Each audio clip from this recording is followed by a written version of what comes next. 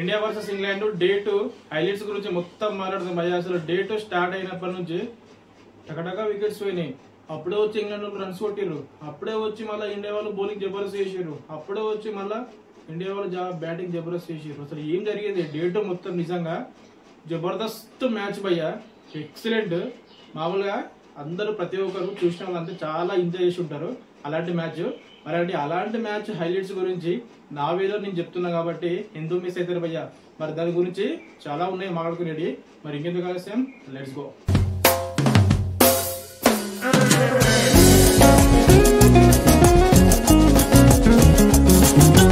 Hello, welcome back to Kiran crazy reviews. First of all కొత్త వాళ్ళు ఎవరైనా మన వీడియో కనుక చూస్తున్నట్టయితే కింద సబ్స్క్రైబ్ బటన్ ఉంటుంది కదా భయ్యా, దాని అయితే సబ్స్క్రైబ్ చేసుకొని పెట్టుకోండి. అండ్ అట్లాగే బెల్ ఐకాన్ కూడా క్లిక్ చేసుకొని పెట్టుకోండి. ఎందుకంటే మీరు నాకు లైక్ చేస్తే కానీ సబ్స్క్రైబ్ చేసుకుంటే కొత్త వాళ్ళకు కూడా రీచ్ అవుతుంది, వాళ్ళు కూడా చూస్తారు, వాళ్ళకు కూడా నచ్చితే వాళ్ళు కూడా సబ్స్క్రైబ్ చేసుకుంటారు కాబట్టి. అండ్ ఇప్పుడు మనం మెయిన్ కంటెంట్ లోకి వెళ్ళిపోదాం. అసలు 204 కి 6 వికెట్స్ పోయినాయి భయ్యా డే 1 లో ఇండియావి.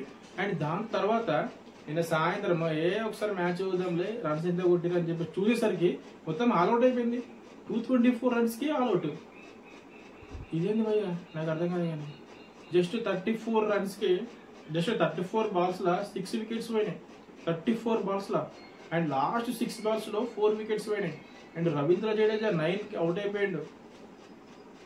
అండ్ కరుణ్ నాయర్ అవుట్ అయిపోయాడు వెంటనే. అండ్ వాషింగ్టన్ సుందర్ అవుట్ అయిపోయాడు.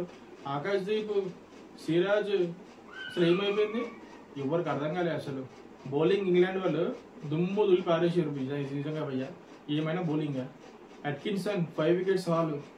ఇట్లా చెప్పుకుంటా పోతే నేను డే 2 మొత్తం ప్రతి ఒక్కరు కూడా చాలా మంచి పర్ఫార్మెన్స్ అయితే ఇచ్చిన వాళ్ళ నుంచి, ఇంగ్లాండ్ నుంచి కానీ అండ్ ఇండియా నుంచి కానీ. ఇంగ్లాండ్ నుంచి అయితే 5 వికెట్ వాళ్ళు గస్ ఎట్కిన్సన్ నిజంగా జబర్దస్త్ బౌలింగ్, మంచి వికెట్స్ అయితే తీసిండు. అండ్ దాంతో పాటు మంచి సపోర్ట్ జాస్టాన్ కూడా ఇచ్చిండు, 3 వికెట్స్ తీసిండు. అండ్ ఇప్పుడు ఇండియా వాళ్ళు అయితే 224 రన్స్ కే ఆల్అౌట్ అయిపోయారు. అండ్ దాని తర్వాత చూడు భయ్యా ఇంగ్లాండ్ వాళ్ళు బ్యాటింగ్ వచ్చిర్రు. మరి వాళ్ళు ఏం డిసైడ్ అయిపోయారు ఏం కానీ మామూలుగా ఇంగ్లాండ్ వాళ్ళే అటాకింగ్ ఆడతారు. నిన్న మాత్రం T20, వన్డే, టెస్ట్ ఈ 3 ఫార్మాట్ లో కలిపి ఆడిరు భయ్యా. ఒకటేసారి T20 ఆడిస్తారు, మళ్ళీ అప్పుడే వన్డే ఆడుతారు, మళ్ళీ అప్పుడే టెస్ట్ క్రికెట్ ఆడుతారు. ఏంది భయ్యా ఇది, మీరు ఇట్లా చేస్తారా అని చెప్పేసి శుభ్మన్ గిల్ మొత్తం గుజరాత్ టైటన్స్ బౌలర్స్ ని తీసుకొచ్చిండు. మొహమ్మద్ సిరాజ్ అండ్ ప్రసిద్ధ్ కృష్ణ వీళ్ళిద్దరితోటి అటాక్ చేయించిండు చూడు.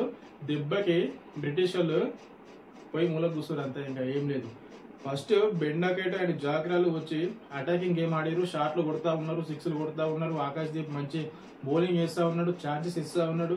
క్యాచ్ కూడా వచ్చినాయి కానీ మిస్ చేసిర్రు. అండ్ దాని తర్వాత చూసుకో ఇంకా ఎప్పుడైతే బెండాకేట్ అవుట్ అయిపోయిండో ఆకాష్ దీప్ బౌలింగ్ లో, దాని తర్వాత వికెట్ ఫాలింగ్ అనేది పడతా ఉన్నది కంటిన్యూగా. అండ్ జాక్రాలి కూడా నెక్స్ట్ అవుట్ అయిపోయిండు. వచ్చిన వాళ్ళందరూ రూట్ వికెట్ అయితే ఎప్పుడైతే బిగ్ వికెట్ పడ్డదో దాని తర్వాత మొత్తం కొలాప్స్ అయిపోయింది. బ్రూక్ మాత్రమే కొంచెం నిలబడి ఆడగలిగిండు లాస్ట్ వరకు. అండ్ ఇక్కడ 9 వికెట్స్ పోయినాయి ఇంగ్లాండ్ వాళ్ళవి. మరి క్రిస్ వోక్స్ ఎందుకు ఆల్రెడీ అయ్యానంటే, క్రిస్ వోక్స్ కి నిన్న డే 1 లో గాయమైంది, యాప్స్ హట్ అయింది కాబట్టి ఆయన ఆడలేకపోయాడు, బ్యాటింగ్ రాలేకపోయాడు కాబట్టి ఓన్లీ 9 వికెట్స్. ఆ 9 వికెట్స్ లో మన నుంచి బౌలింగ్ చేసి జబర్దస్త్ బౌలింగ్ చేసి తీసింది ఎవరు, మొహమ్మద్ సిరాజ్, డిఎస్వి సిరాజ్ 4 వికెట్ తీసిండు. ఫస్ట్ హాఫ్ లో అయితే నిజంగా మొహమ్మద్ సిరాజ్ నుంచి చాలా రన్స్ వెళ్ళి ఆల్మోస్ట్ 6 రన్స్ పర్ ఓవర్ ఇచ్చిండు. ఇంగ్లాండ్ వాళ్ళు ఆల్మోస్ట్ 7 రన్స్ పర్ ఓవర్ కొడుతూనే ఉన్నారు. 7 ఓవర్లు 50 కొట్టేసారు.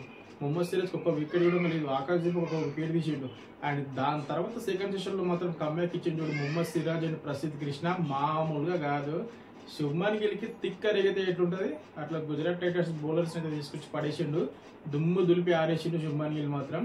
మేమేం తక్కువ తిన్నామా, మేము ఇండియా వాళ్ళం ఏమన్నా తక్కువ తిన్నామా, మా ఆట చూడు, మా దెబ్బ చూడు, మా కొట్టుడు చూడు అని జైస్వాల్ తర్వాత ఇండియా బ్యాటింగ్ వచ్చిన తర్వాత జైస్వాల్ మాత్రం అబ్బా ఏమైనా ఆటనా హాఫ్ సెంచరీ వేసి పడేసిండు.